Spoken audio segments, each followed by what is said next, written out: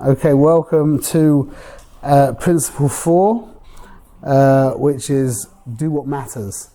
And before anything, I want you to turn to page 113. Everyone has a pen? Yeah. You have a pen? I have a pen. Oh, there's pens there?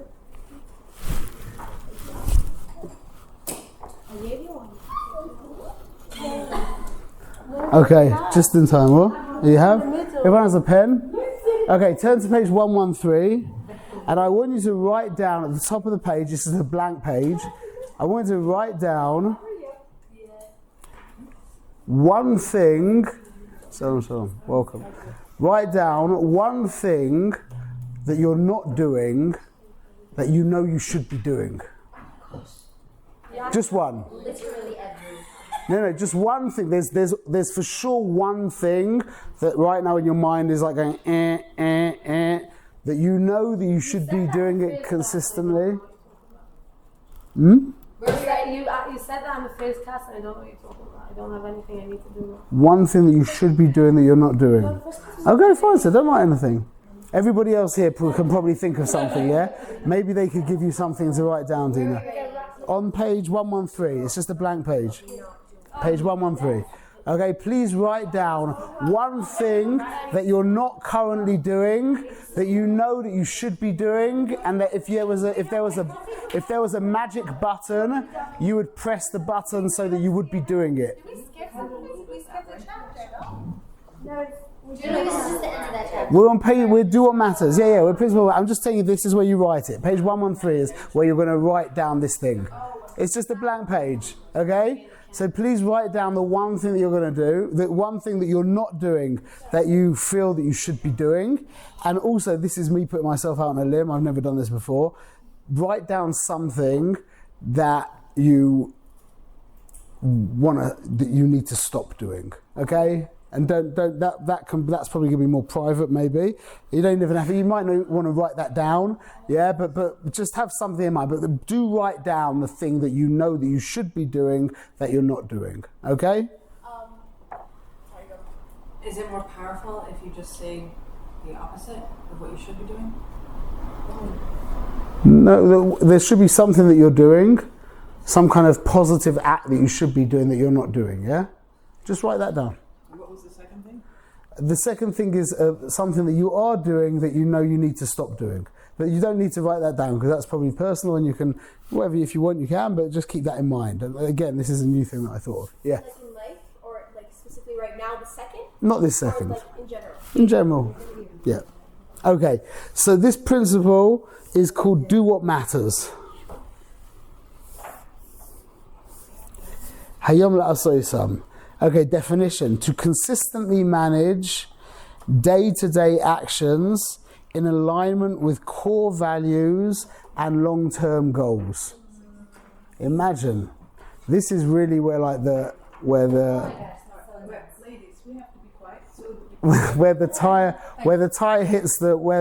rubber hits the road, yeah? To consistently manage day-to-day actions in alignment with core values and long-term goals. Imagine if we were doing that. That's the definition of do what matters.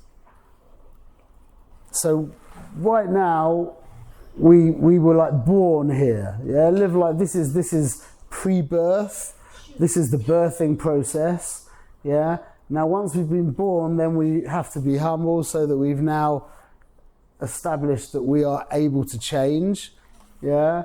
And then now, well, what do I become? If I'm now ready to change, I have to work out what that is. That's know your mission. So that's working out what we're here to do. And now we have to do it. So this is by most people the hardest, most pressing of all the principles. Okay, and this is the one where everything, I know Sarah, you wrote that this is, I listened to your testimony you wrote for us and you wrote about this. This is the key. It's no coincidence that this is like right at the center of the whole thing, okay? So to consistently manage day-to-day actions in alignment with core values and long-term goals. That means that you're basically moving towards where you want to get to every day. Closer, closer, closer. As opposed to like in the best case scenario, usually we're kind of oscillating from side to side. Sometimes we're actually going backwards. But imagine that we've got a clear goal, that we established what it is we're here to do. And now our whole lives are geared towards that, moving in that direction. Because just for a moment, you just close your eyes and imagine how that would feel if your whole life, day to day, was actually in alignment with what you think is choshev. Okay, the reverse definition, which is probably a little bit more like where we're at, to be sidetracked by the insignificant, neglecting one's core values and life mission. That sounds a little bit more familiar, yeah? To be sidetracked by the insignificant, you can put your blank in there, yeah? Mine's YouTube Shorts, your machshemoi. And neglecting one's core values and life mission. It's insane, the fight that we have in this generation. I just was talking to a friend the other day and thinking the great Rabbonim of the past, like the Rambam and Rav Yosef Kaira and the Arizal, and I shouldn't really say this, but do you think all these works would have been written if they had the kind of distractions that we have? It's just an amazing thought to think, like, these tremendous Rabbonim, but they didn't have these stupid telephones with you can watch the most amazing things that no one's ever seen in their life ever, endlessly, and they just get more and more amazing, and you have to say no. It's really not a small feat. It's not a small feat at all. Whew. Okay, affirmations. This year I'm really sorry. Page 96. Page 96. Okay, this year really I'm giving to myself, okay? You guys happen to be here as well, but I'm giving this year to myself. My daily actions will always reflect my values and draw me closer to my long-term goals and mission. Bezrat Hashem. My daily actions will always reflect my values and draw me closer to my long-term goals and mission. Affirmation 2. I refuse to be swayed by the illusion of urgency in unimportant tasks. I refuse to be swayed by the illusion of urgency in unimportant tasks. Number 3, I confidently and unapologetically say no to distractions, prioritizing and making time for what truly matters. I confidently and unapologetically say no to distractions, prioritizing and making time for what truly matters. Just as a kind of, it's not a side point, but on this is when you say no, never apologize for saying no. Always say no. If you need to say no, if you don't need to say no, don't say it. But if you need to say no, never ever apologize. Why? Because it might upset somebody? Even if it does, it still can't be. It will upset them more when you apologize. It makes it less hard. Like it should be, I'm sorry I can't do that. That's okay. Not that. No, but an apology doesn't mean like that. That's not an apology. An apology is like, oh, I'm really sorry. I wish I could.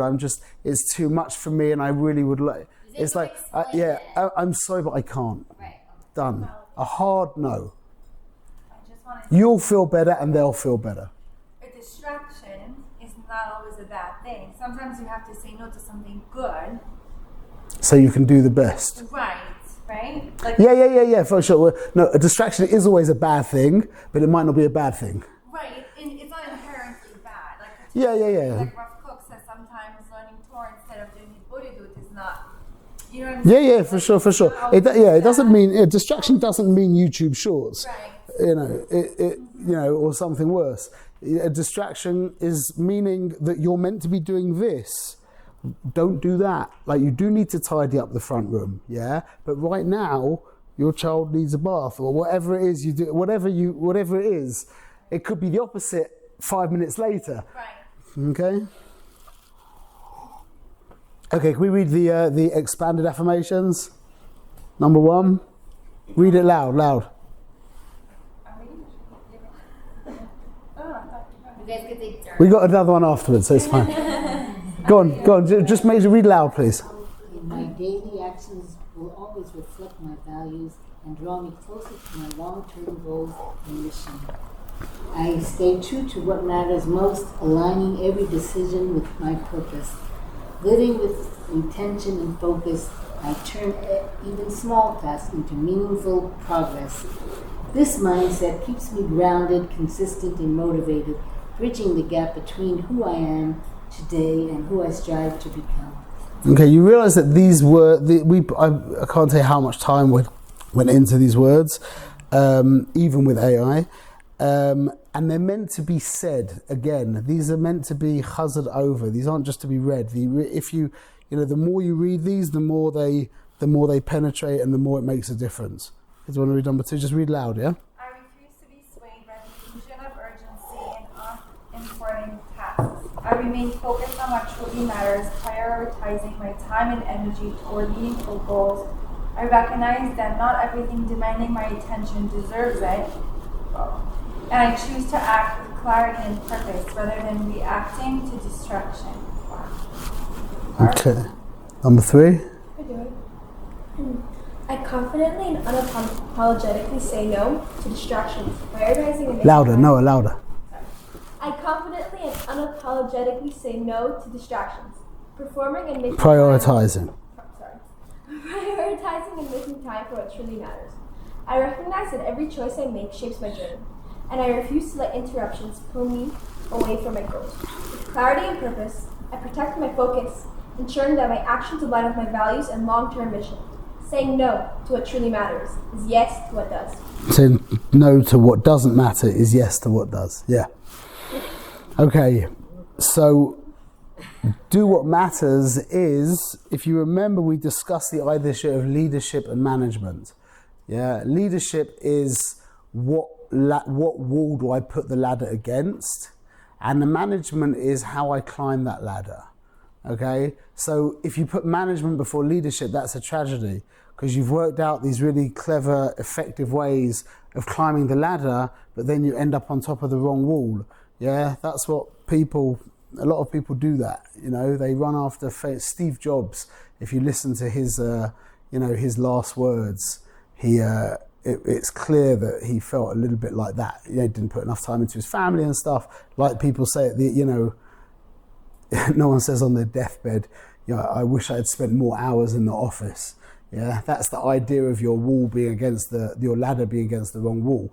But now that we've got our ladder against the right wall, B'ezrat Hashem, which is know your mission, now it's imperative that we climb the ladder as effectively and as efficiently as we possibly can. Okay, that's what do what matters is. Do what matters is the management. So leadership becomes for management. That's why know your mission comes for do what matters. And like we learned about making and keeping promises, if you've worked out what you're meant to do, even if you vaguely worked out what you're meant to do and you don't do it, that is a betrayal on the grander scheme. That is a self-betrayal on the grander scheme, and you will have to deal with that emotionally, psychologically, spiritually, however you want to say it. If you feel that there is something for you in this world, if you have some kind of, at least some kind of semi-awareness of what we're here to do, and you don't do it, then you won't be able to like fudge over that. You won't be able to poo-poo that away. That will be coming back to haunt you over and over and over and over again. Okay, that is the ultimate self-betrayal, is not doing what your mission is. Okay, so what stops us? What's the ikka on page 98? I'll explain anyway. What is the ikka thing that stops us from doing what we need to do? How is it that we get so distracted? And this is it's a very deep idea, but it's so real. And Chazal called it Ruach Shtus. Okay, we've heard the term before in last week's Parsha by the Soiter. It's Ein Adam Choyte Elish Nichnas Boi Ruach Shtus. Come in. Ruach Shtus, Al Pi Panemius, could be understood as, well, the word shtus comes from the word shita, which is like the idea of an ideology, which is really an identification with X. Identification, remember we spoke about identification? That means when you and X merge. When you're identified with something, it means you're merged. And if someone was to say that thing, yeah, like if you were, when you're in Israel, if you're in the States or if you're in Chutz La'aretz and you heard someone say Israel, yeah, you would turn around in the same way as if they would call your name because you're identified with Israel, okay? So identification means that you and X have merged with each other. Ruach shtus, that's the word shtus, yeah, shita. Ruach means emotions.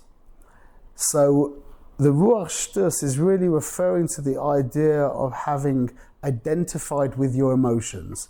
Now I know as a bunch of ladies here, you'll be thinking, well, shouldn't you be identified with your emotions? No, you have strong emotions.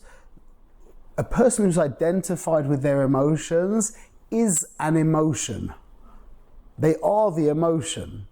You're meant to have emotions, yeah, strong, visceral, vibrant emotions, yeah, but you're always, and you can, like, in a sense, identify with them as long as, if they're not productive, you can extract yourself from them. That's why when someone gets angry and you say to them, you know, relax, take it easy, it's the worst thing you can say. Why? Because you're not talking to a person. You're talking to anger. A man who's gotten really angry, yeah, and he's lost himself. Where did he lose himself? He lost himself in the anger, meaning he got consumed by the anger. He's become identified with the anger. So really, it would be the most healthy thing to say is there is anger in me. Okay, when you're angry, I say this to myself all the time.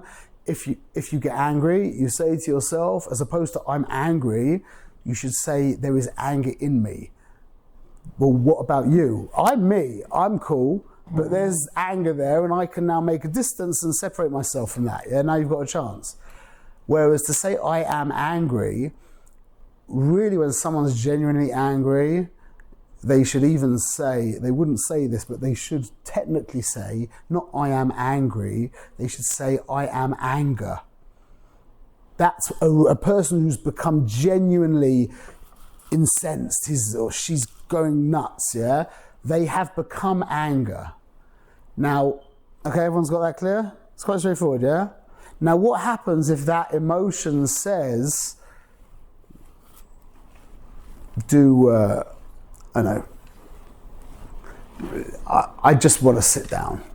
I don't care. I've got all this stuff to do, but I don't care. I want to sit down. Yeah? When you've got all this stuff to do and you need to do it and you want to just, whatever it is, and you've identified with that emotion of just, I don't want to sit down, just, I don't want to do anything. I want to be free. I want to fly off into the sky. All these responsibilities, all these people hanging off my everything I've got, everyone hanging off of me. I just want done with it. Yeah. What if you are identified with that thought? You've got no chance. You've got no chance of doing what needs to be done. This is the key to do what matters, is understanding that you are not your emotions, that you stand apart from your emotions, and that you decide what you're going to do. So the way Stephen Covey said it was so beautiful. He said, I think we sent it in one of the seeds. It's so scary to hear this because it just puts all the responsibility on your shoulders. You say to somebody, are you a product of nature or nurture? And people say, I'm a product of both nature and nurture. And he says, no, you're a product of your decisions. That's what you're a product of. And then he said that you can even have a genetic inherited disease. Well, that's nature. How can you stand against that? And he says, but if you make the right lifestyle decisions, you'll never have to deal with it. Amazing. Amazing to think we're in the driving seat. We're in the driving seat. That's so amazing. Now, just to make this a little bit more unpleasant, is that as we give in to the emotions, yeah, as we identify with the emotions, there is actually a downward spiral. It's called the emotion thought loop. what happens is when you have these negative emotions, they create negative thinking, and the negative thinking feeds back and creates more negative emotions. And that by the way, negative emotions are literally just chemicals. It's literally just chemicals going through the body. It could also be like mechanical and electrical, but generally it's chemical. The reason why you feel like X is because of a chemical, but produced by your mind. But what happens if you give into it and you like go with it as opposed to try and separate yourself from it, then that chemical produces more negative thinking, that produces more negative chemical, which produces more negative thinking, etc. And then you really need some real hatzlacha to get off. It's like a treadmill, like a running machine. It takes a real reset to get out of that. So that's really the reason why we get sucked into X, Y, and Z, and we're not able to kind of pull in the reins, is because of this idea of a lack of an over-identification with how we're feeling. Because really, there's a lovely story that I have of one of my sons, Yochanan, who I've told this story many times, but I love this story. That we were learning the Rambam, yeah. We are learning the Rambam. It's a big project. It's a massive, massive project. And every morning we have to wake him up at like 7:30, 7:15 in the morning to learn. He was like a 10-year-old boy, and I remember one day I kind of like I wake him up. I'm like, Yochanan. He's asleep. He's like, yeah. I'm like, come on, get up. We've got Rambam to learn. He said, I'm tired. And I said, I don't care. And you know what? There's no one else in the whole world that cares as well that you're tired. So why be Yotz min haklau and just get up? And he got up. Just meaning like, so what, you feel like this, okay? I appreciate that. And I'm not, there's a time and a place, there's levels as well. But there's also a time and a place where you say to yourself, okay, I feel like that, but that doesn't matter because I need to do this. I don't feel like doing this right now, but I have to do it. So do it. Yeah, but everyone's like, yeah, and there's you've probably got like mechanisms in your mind creating situations where no, that's not the right thing because in this case, and you're right. There's for sure life's complicated and there's lots of grey areas, yeah. But everyone understands what I'm saying, and you know that you expect it from other people. Your kid doesn't want to clean his room, yeah. So what? You don't want to clean your room? Clean your room. But that's what we need to say to ourselves. You with me? You should give a disclaimer to the men when you give this class. I do, believe me. I'm much harder with the men than I. This class, and I told him something. He's like, no one cares. Oh no! I'm sorry about that. You should tell them not to. Okay, I appreciate that. No, that shouldn't be. I mean, he should have from Principle 7. He should have said that. Anyway, he wasn't holding there. He exactly. Yeah. So at what point do you give yourself an exception to this rule? Because it's intense. You have to work it out.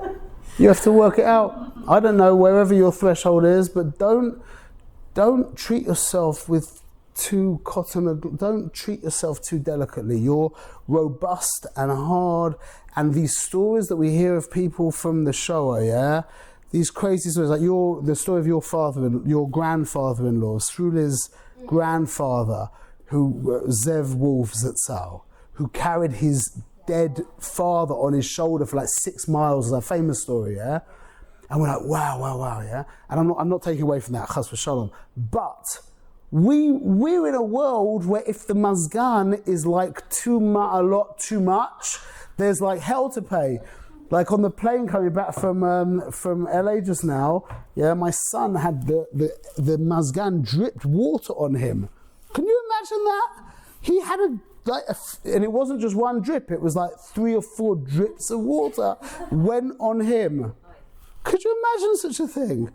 You're pressing the button, the person comes, he's like, what are you doing? He's got We're so soft, and it's such a tragedy because it's like, you know, it's like you're an F-16 fighter plane, yeah, and you never stop from just taxiing around the runway. You could be flying at 1,600 miles per hour, yeah, and you're going at 10 miles per hour around the, you know. That's going to have some serious emotional repercussions. I'm just saying, don't treat yourself so gently. How do you see it show up emotionally with the repercussions? You'll feel pathetic. You'll feel like you're just like... That's where low self-esteem comes. Low self... Well, that is really the definition of low self-esteem, is living below what you can achieve. We can really do amazing things. You're the spitz of all of reality. You're a human being. It's unbelievable what you are. And then you're Jewish on top of that. That's mind-blowing.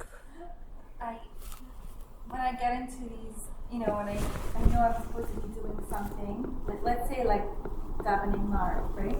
So I don't like it. Who says you should be davening Marv? Oh, that's a different story. Okay, so let's say it's something you say you should be doing. One of the things it's something that I took on. One of the things that helped me is I asked myself, okay, you can't do the whole thing, so what's the best you can do? So maybe the best I could do is like skip everything and just say Shemona Esrei. And at least that gets you going. So asking yourself what's the best you can do if you can't do the whole thing already gets you started. And what I find that once you get started, you're in it, so you might as well, you end up just doing the momentum. Okay, but the question is really to work out what you should be doing in the first place. That's the real, that's the real skill. When you feel stuck that you don't want to do it. I said, this is like what we're saying now is a very broad, if we were to start talking about all different situations, it would go on forever. And you have to work out in yourself, sometimes you can't push. Sometimes if you push, you'll go nuts. So in that case, you have to not. But just remember, it's good to burn out once in a while. If you never burn out, I'm not saying you should be burning out all the time. If you never burn out, then that means you're not running on full cylinders. You know what I'm saying? If you're not running on full cylinders, stuff starts getting rusty, and you feel it. You can impress yourself. You imagine this. You can be your own inspiration. You could look in the mirror and feel mummish proud of what you're looking at. I'm not talking about feeling beautiful or different. I'm talking about just feeling that you're mummish. You're a force for good in the world. That you're giving something back to Hashem. That you're kind of pulling your weight. You're doing your, like, you know how it is when you've got someone who's schlepping along with something, how you feel towards them. They feel even worse in themselves. And that's how it feels like when you're, anyway, okay. I would say that, I don't know if you agree, that 99% of women's classes, whether it's a shiur or chinuch or pure Torah, starts with saying that women need to do a lot of self-care and have a lot of I didn't say you shouldn't do self-care. Or just like constantly be stopping, giving to themselves. Do you feel like that's like a downfall in a way of this generation of not pushing ourselves? What do you think? What makes more sense? What I just said, even though it's a little bit out the box and a little bit like scary, or this kind of rubbing you on the back, you know, you're amazing, you're unbelievable, you're chelek Elokai Mimal, you're hewn from the Kisei Covenant. You know how much God loves you? Do you know how precious you are to God? Yeah, who cares? What about me? I can't look in the mirror because I feel much like I'm just schlepping along. God loves you. What? Yeah, a balance. Okay, so there's other people who will give that to you. Everybody else. Oh no, I'm serious. It's like we're dying from. The problem is like so everyone's like, oh well, I'm going to get burned out. Yeah.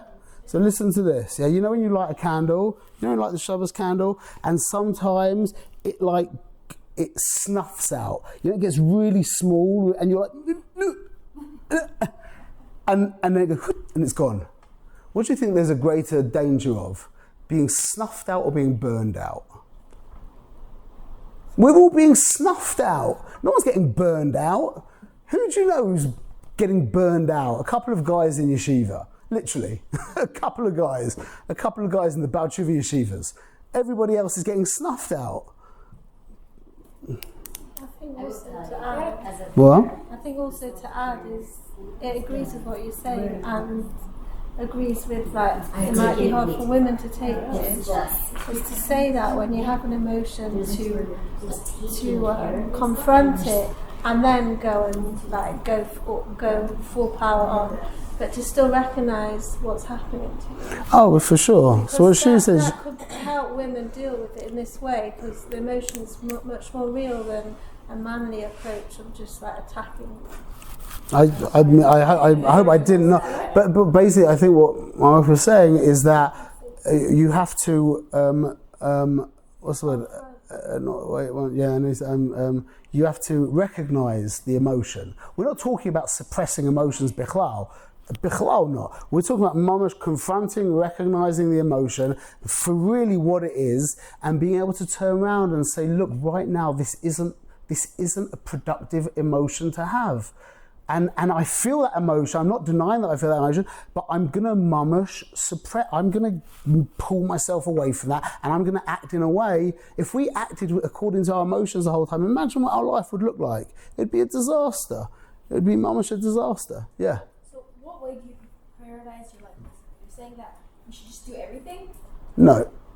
Let's get. Okay, that's a great. Noah just asked a great question. We're moving now into the next stage. This is very important. This is very important. Okay, we're gonna discuss what's called the important urgent matrix. Okay, I call it the do what matters matrix. Everything, we've got 4 categories. Okay, and I created a 5th. What? Page 99, yeah. So things are either there shouldn't be. It could be one. Oh, where did you get that book from? I gave it to him. It was there. Wait, what page do you? What is that? Because there's 2. Oh, that's an old copy. Yeah, but you have the old version. Here, this is the. Principle 4 starts on 91 in this book. Sorry. Is there another newer version? I don't understand how she got that. How you have that? It was just here. I gave it to this. Yeah, no, I just don't understand how that got mixed in with. These should be correct. That's very strange that you got that. Anyway, okay. Is that better? Yeah. I think I'm on the same page now. Okay. Yeah. Good. Good to be on the same page. Okay, so things are either urgent and important, urgent and not important, not urgent and important, and not urgent and not important. Okay, we're gonna discuss this. Okay, urgent is how it feels. Yeah, urgent is from the word urge. There's an urge that goes through. There are things that are urgent, yeah? And then there are things that are important, means they really need to get done. Okay? So something that is urgent and important, which means it's mamash working on you. You don't need to do it in a sense. You do need to do it. But for example, if a person breaks their leg, yeah, chas v'shalom. Now, it's not like you're going to have to like get coerced by your friend to deal with it. That's urgent. Or a burst where you've got a sewage pipe spritzing in your front room, yeah? Chas v'shalom, yeah? That is urgent, meaning that is working on you. Yeah, you are going to have to fix. It's not going to fix itself, but that burst water pipe is not going to be there tomorrow. Put it that way. Yeah, you're going to drop everything you need to do. So that's really working on you, and that's important because you have to deal with that. You have to get that done. Yeah, so that's urgent and important. Those are the things that are.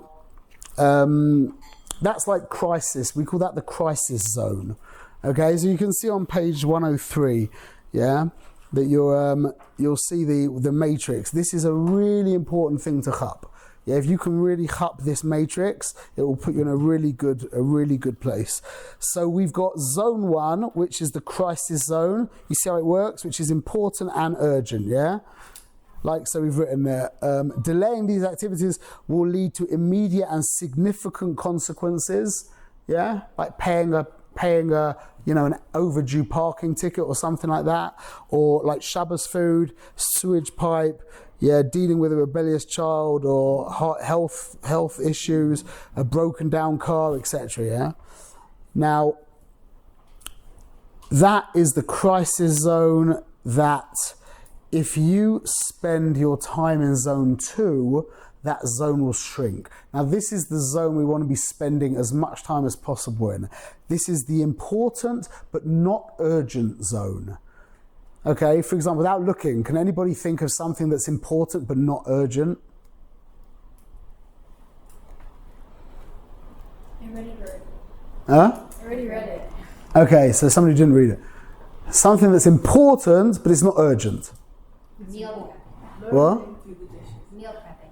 Meal prepping. Like healthy eating. Good. Healthy eating. That is absolutely not urgent whatsoever, but it's very important. Okay, exercise is something that's extremely important and absolutely not urgent, meaning it's not like the burst sewage pipe. The burst sewage pipe you're going to take care of. Yeah, there's no guarantees that you're going to start working out. Okay, spending time with children if you have children, or investing in, like you said, self-care, whatever it is, whatever you need to do. That comes under important but not urgent. The more that's also things like in your business. Yeah? If you have a business, like templating things and strategizing and working out the bigger picture. Like in your business, there's two modes of business. There's working in your business, and then there's working on your business. Okay, so working in your business is always urgent, whatever your business is. You've got to do this, and this. But working on your business, well, it's not urgent that you deal with that template, or it's not urgent that you deal with your, with your marketing strategy for the next 3 months. That's not urgent, yeah. But the more time you spend on what's not urgent but what's important, you'll see that the things that are urgent and important, that zone will start to compress. And unfortunately, the other way, if you don't spend time on what's important and not urgent, the crisis zone will enlarge. For example, Lo Aleinu, if somebody doesn't take care of their body, if they eat bad or they don't exercise or whatever it is, then they're going to be dealing with health issues, health emergencies. That's the idea of zone 1 getting bigger, okay? So an effective person, the blessed life is based on spending as much time as you can in zone 2, okay? Zone 3 is the distraction zone. Now, in our generation, see, this got tabletized. Well, I think it was actually originally the one who was Machadish. This was like Benjamin Franklin or something, but Stephen Covey put it together very nicely. But he put it together about 50 years ago. So 50 years ago, distractions are not like they are now. There was no internet 50 years ago. There was no email 50 years ago. We're living in a completely different reality. So the distraction zone is things that are not important but are urgent. Okay, a great example of what appears to be urgent and is completely not important, I might get some kickback from this, is the news. The news creates urgency. Now, this is the switch and bait that the Yetzer Hara does. Is if you can make something appear really, really urgent, then it can dupe you into thinking it's important. Like that urge to buy that thing online, and it's such an urge that it becomes mamish important, and you forget to do this and you don't do that, and you're scanning through pages and pages of Amazon, and you're reading the reviews, and it's like, this is really important, and then you take a time out and you're like, that really wasn't actually important at all. That was just very urgent. The news, I've written down here, like the news, the way the news works with the music and with the lights, with the camera angles, and with the way they speak, and with the headlines, and with all that stuff, that makes you feel that you're doing something important while you're watching it, But there's a really funny picture that I like. Do you see the picture on page 99 at the bottom? I love that picture.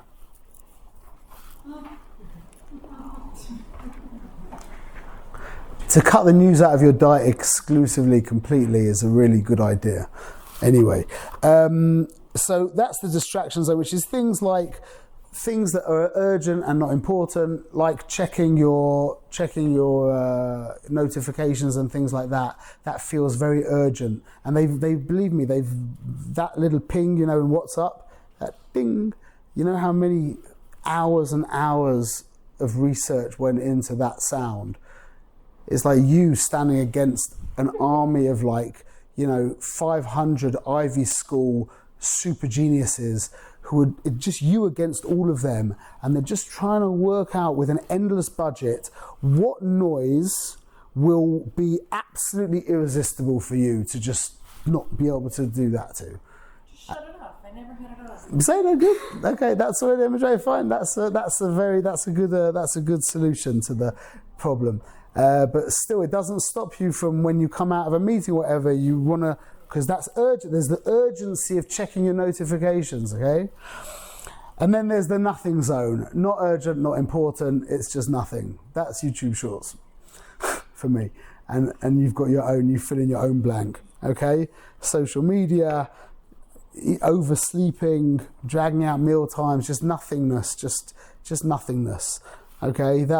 So we need to minimize the crisis zone by spending as much time as we can in the impact zone, and don't get duped by the distraction zone and the nothing zone, okay? And then there was this last one I added on for this printing of the book, which I called the destruction zone, which is basically addictive behaviors that you just are trying to, you're plutzing to get out of. Okay, can I just ask everyone, you don't have to do this, but if you could, if you feel comfortable, could you just read out what you wrote on page 113? Not what you're trying to stop doing, but the one thing that you want to do. Shiri, do you want to start from you? You want to say? If you want to say, do you want to say? Really happy to hear. What? Which one are we saying? The one that you wish you were doing, that you know you should be doing. Cooking healthy food, because I know you Cooking healthy food. Meals, the same thing. Healthy meals. Healthier, yeah. Exercise. Exercise. Learning more Torah. Learning more Torah. Doing Birkut Shachar. Birkut Shachar. Exercise. Huh? Oh, what was Exercise. Yeah. Shada? You didn't write down? Oh, you missed it. You came a little bit late. It's okay. So? Going to sleep earlier. What? Going to sleep earlier. Going to sleep earlier? That's a big one. More chesed? Asking God what my mission statement is more consistently. Excellent. Girls? Doing stuff when I have time for them and not when it's time for them. Literally. Okay. You realise everybody wrote down stuff that falls squarely in zone 2. Everyone. Every single person. By definition, you're going to be right, and that's foolproof. My other one, this was my what I was thinking, is the second thing that you wrote down that you want to stop doing. I figured would fall into zone 5, the destruction zone. But you don't have to say that was just a guess. No, okay, it could be. I was just a guess. Like the nothing zone. Okay, that's also that's fine. Yeah, fine. Could be the for sure. Okay. Do we act for the impact zone? Should we act like they're urgent? That's a really, really good question.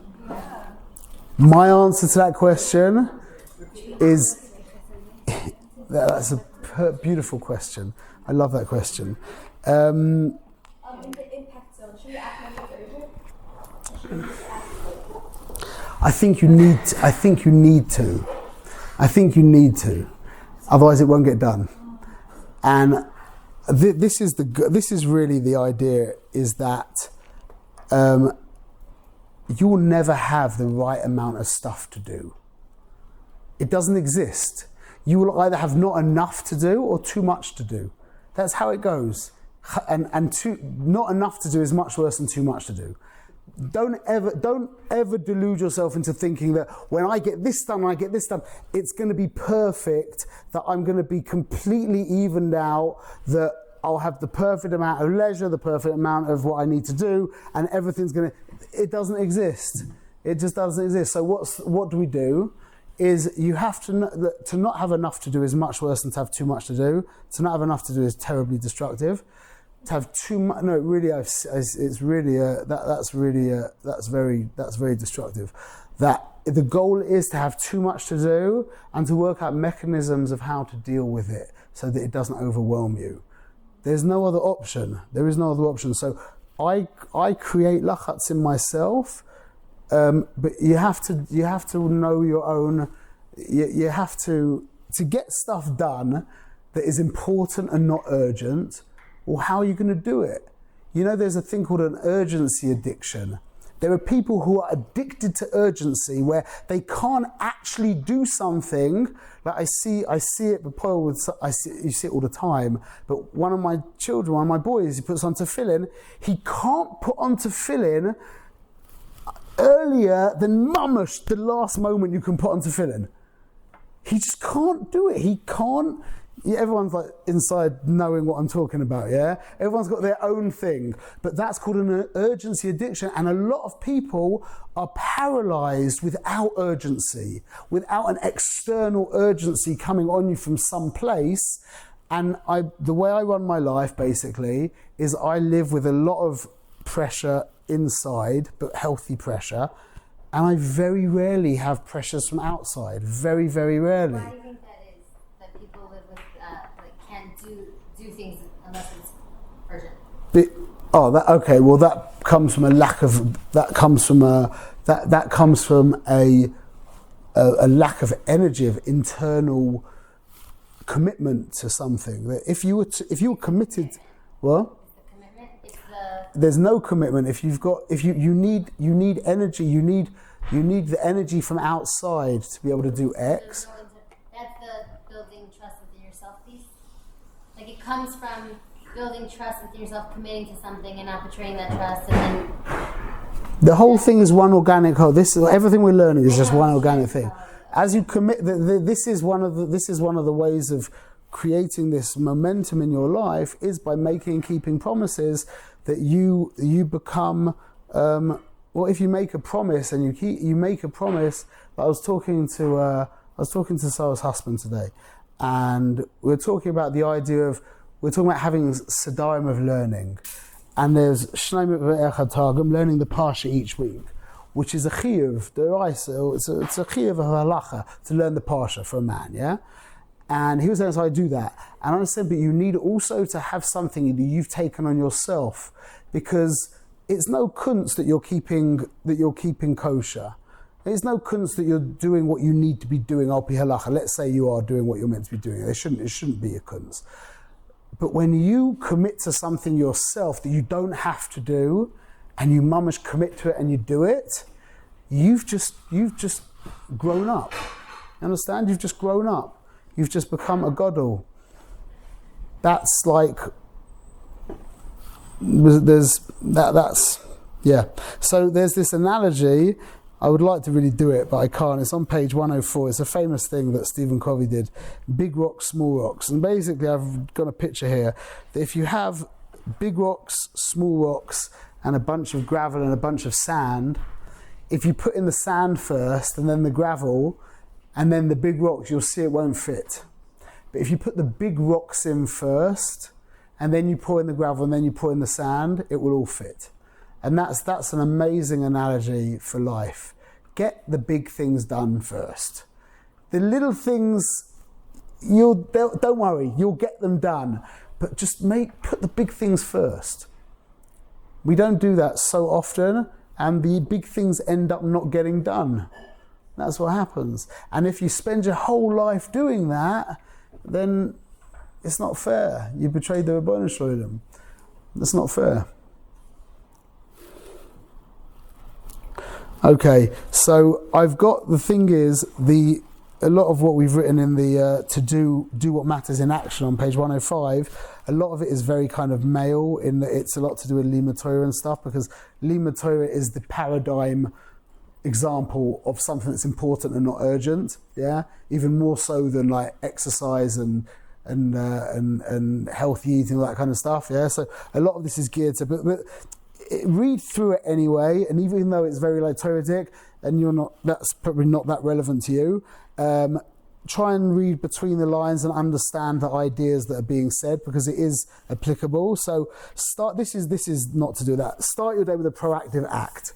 Yeah? When you wake up in the morning, do not check your phone. That's a reactive act. It's a hard one. It's a hard one. Damn right. Don't. That is a disastrous way to begin your day. Begin your day with some kind of positive act that you choose to do. I live by that. I've lived by this for years. I know without a shadow of a doubt that if you begin your day with a proactive act, your day will be different to if you begin your day with a reactive act. I know that for sure. I've had many years of experiencing that. And do I do it all the time? No, but I've gotten much better at it. Start the day, and if you have to plan something in the evening, a 1 minute thing, yeah?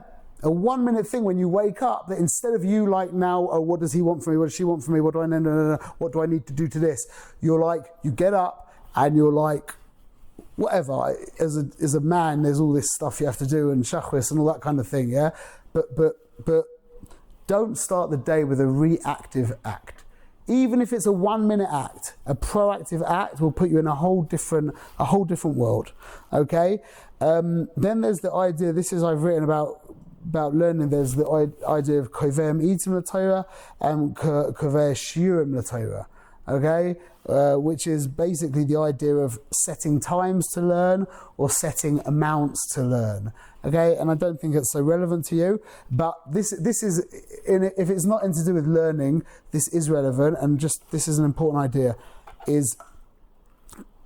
I'll just say it in Torah and you'll extrapolate to your own situations, yeah? That you could either decide to learn like a daf of Gemara a day, yeah? That would be kovei shiurim, that's an amount.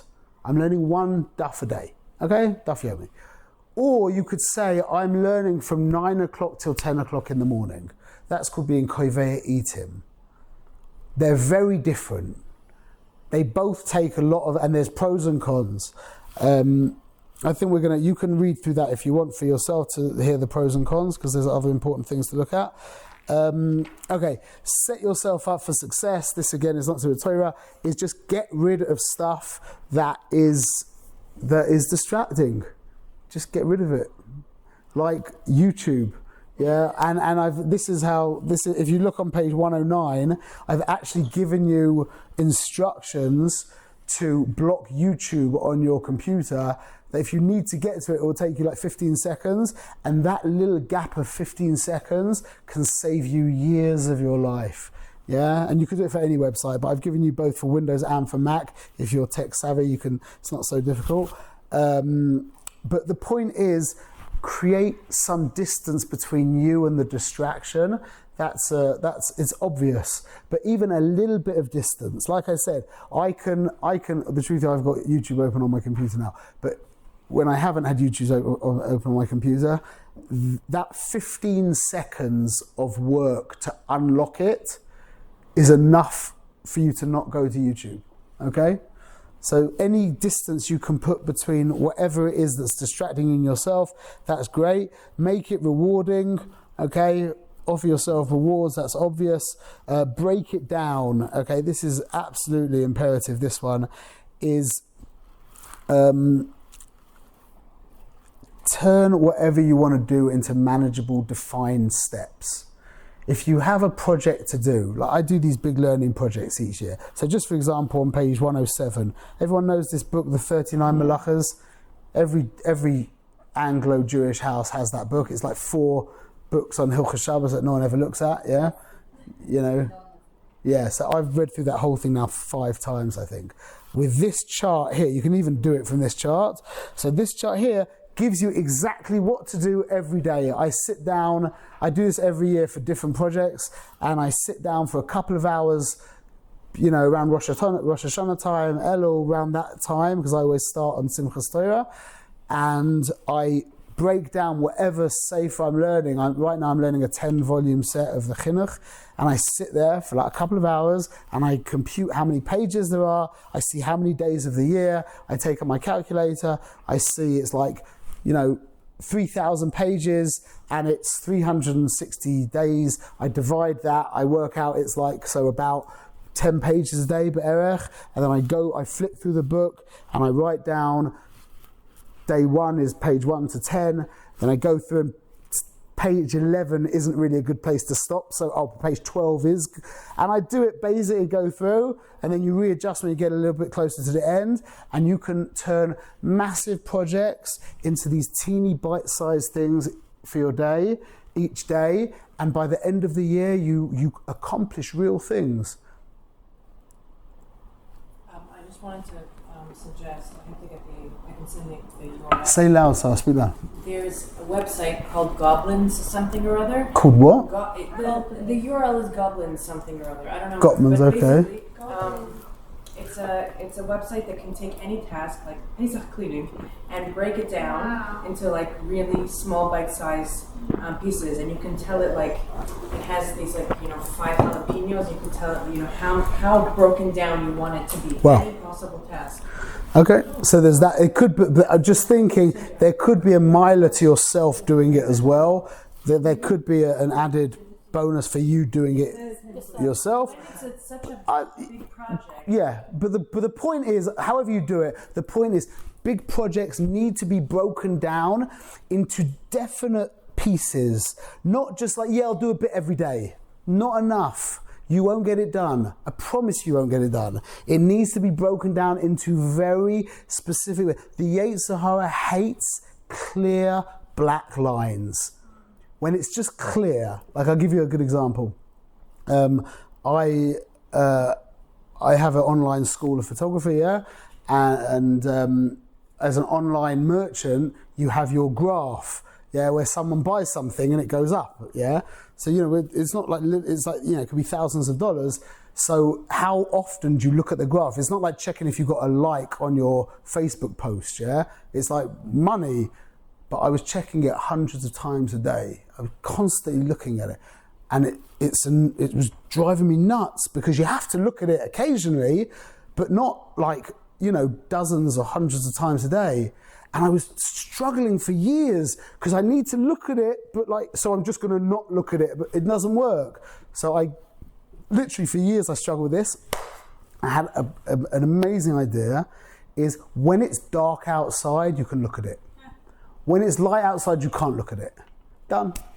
The whole thing got worked out immediately. And I just did it this just now recently, is that I also, when my students do these critiques, there's a feedback form. So they grade me. How good was it? 1 out of 5? Did you get chizuk? Did I repeat? I did. Imagine the taiva to keep looking at that, it's not so bad, but I'd look at it a few times a day, and that was also driving me mad. So I said, you know what? Friday. Look at Friday. Oh, it's Thursday. It's Thursday, 11:45 p.m. It's not Friday. Can't look at it. Done.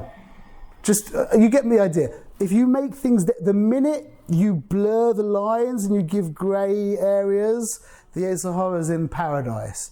Do what you want. So by Bein Hashmashos, if I have a taiva to look at the graph, then I'll probably fail. But that's okay. That's like a couple of, a few minutes a day. I'm just joking. But the Yetzer Hara can't deal with things that are clear. So that's the goal. So break down things into very clear pieces.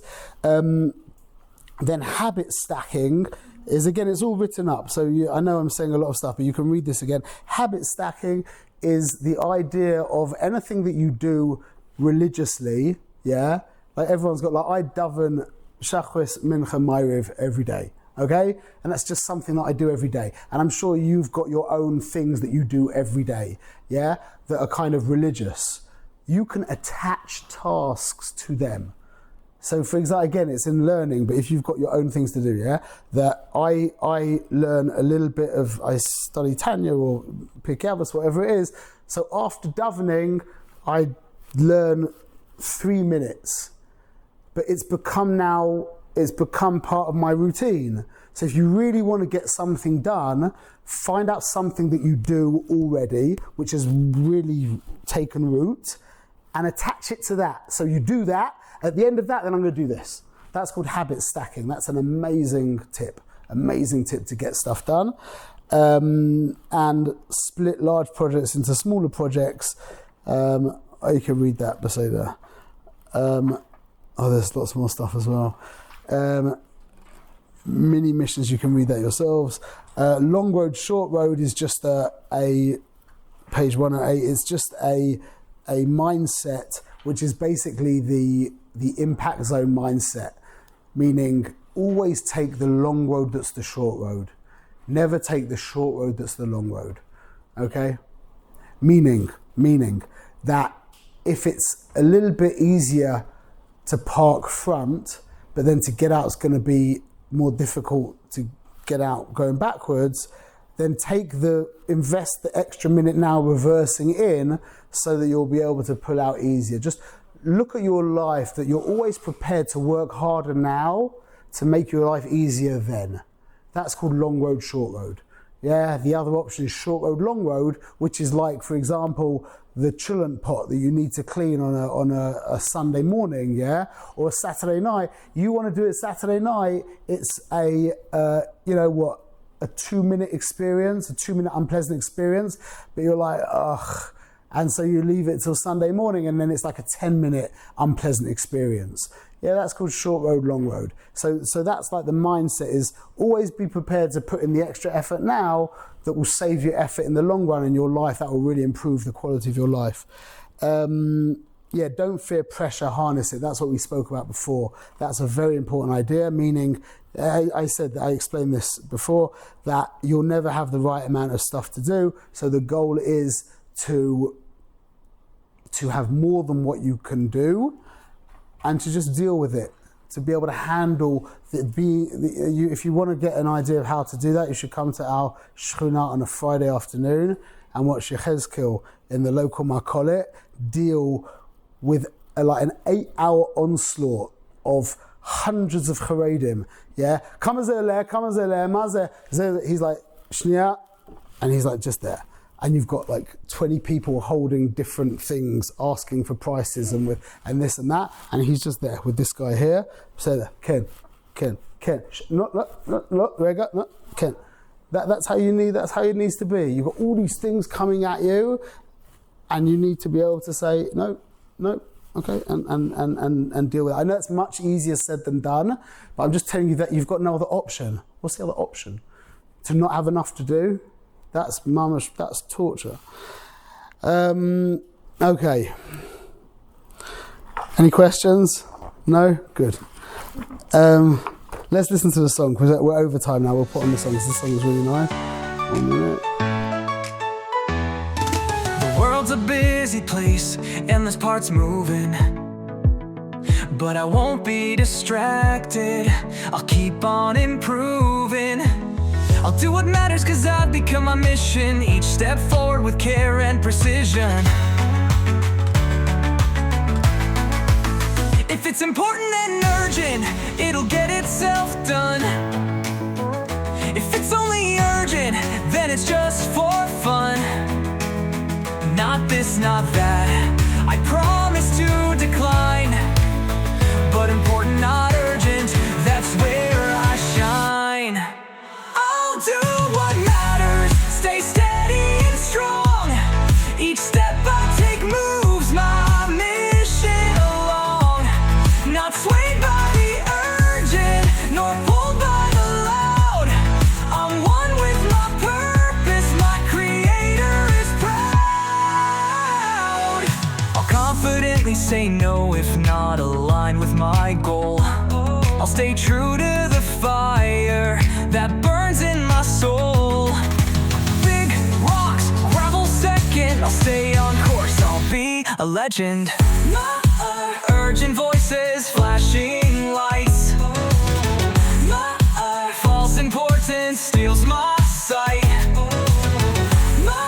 But I won't fall for empty claims.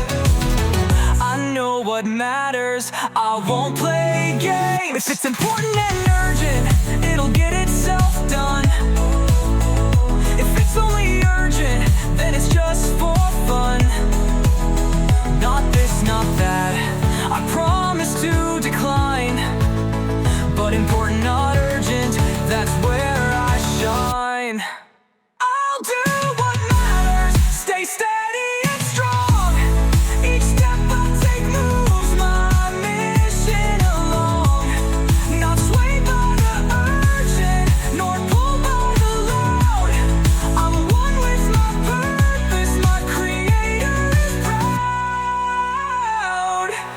guess the key's no fate. It's a choice I create. It all unfolds when my missions got straight. What matters most must lead the way.